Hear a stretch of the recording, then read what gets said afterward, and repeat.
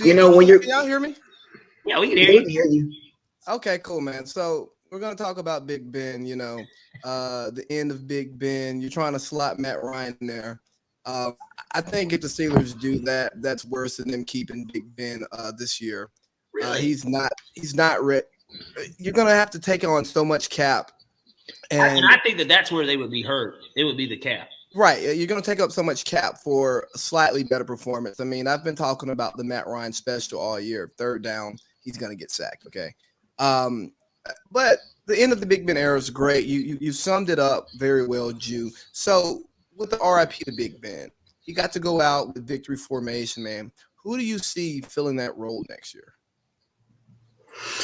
Who do I realistically see filling that role, or who, as a Steelers fan, who I would want to see? Let's go. Who would you like to see, and then we'll go into who do you actually see filling that role. I'm saying Dwayne Haskins.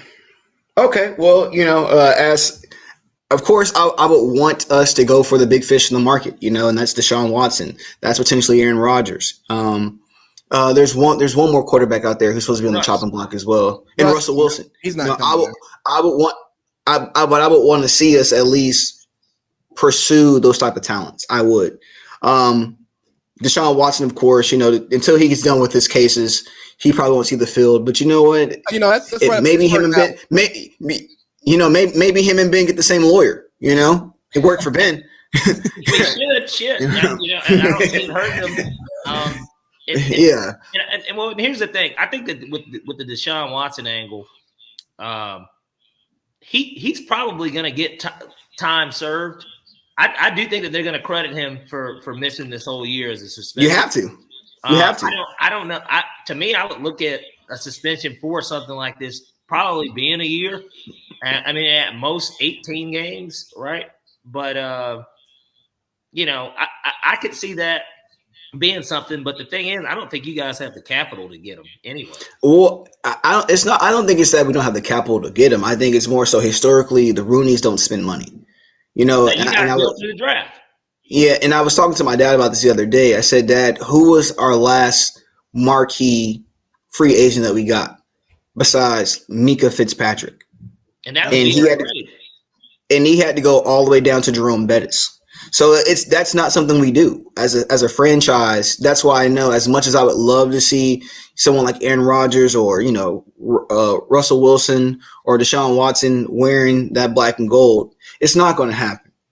But if you're asking me as someone who is realistic in who I would want to see, I was of the mindset last year that I really want to see someone. I want to see backup quarterbacks that beat us get a shot. So I liked Heineke out of Washington. Last year, I liked him. I liked a guy that was still young, had potential. Was mobile. You could work with that. There's things in there that you can groom him and maybe slow or lessen the playbook to at least fit him until he gets his confidence. We don't have to ask him to do too much. We got Najee Harris. I also like Huntley out of Baltimore. I think he's an excellent backup, and I think he's the type of guy that if you actually give him a chance and he can show you his worth, you take a chance on him. I mean, because Huntley has really been sticking in these games, over this past couple of weeks that Lamar has been out, and actually has been, dare I say, playing better than Lamar did. Because last time we saw Lamar threw 4 interceptions in a game. What about a Andy Dalton or a Nick Foles? Next question.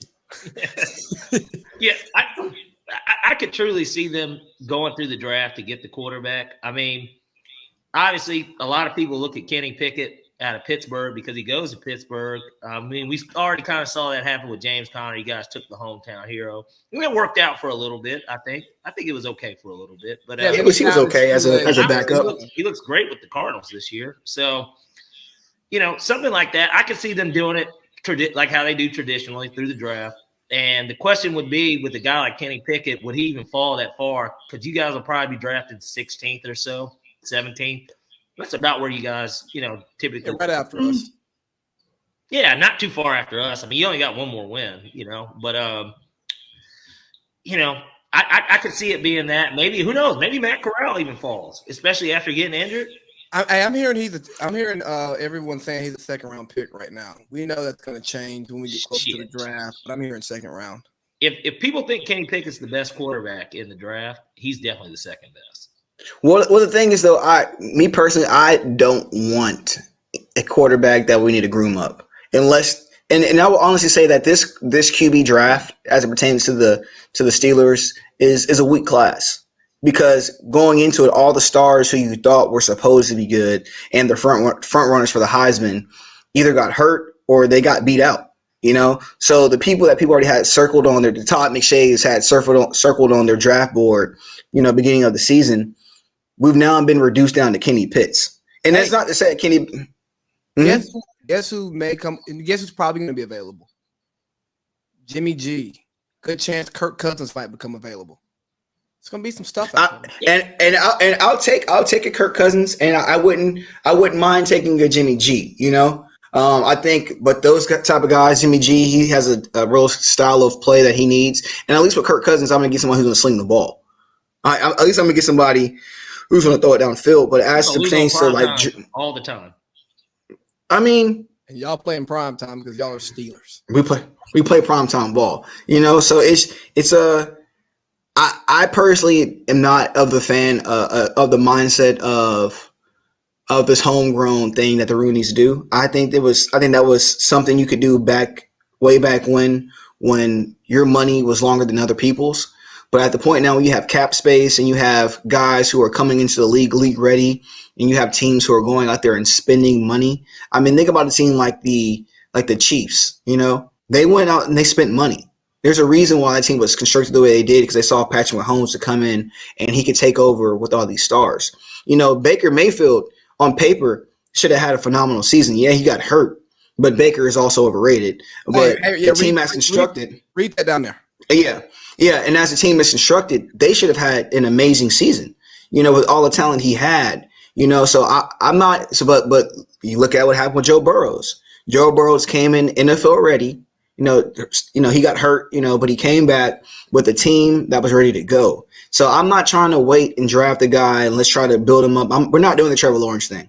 That shit's painful to watch, and quite frankly, our franchise has a higher standard than that. We don't put out dribble. Well, the Steelers have to ask themselves too, how Super Bowl ready are they? I mean, that's what determines that type of stuff. Are we really going to compete for a Super Bowl? You know, and maybe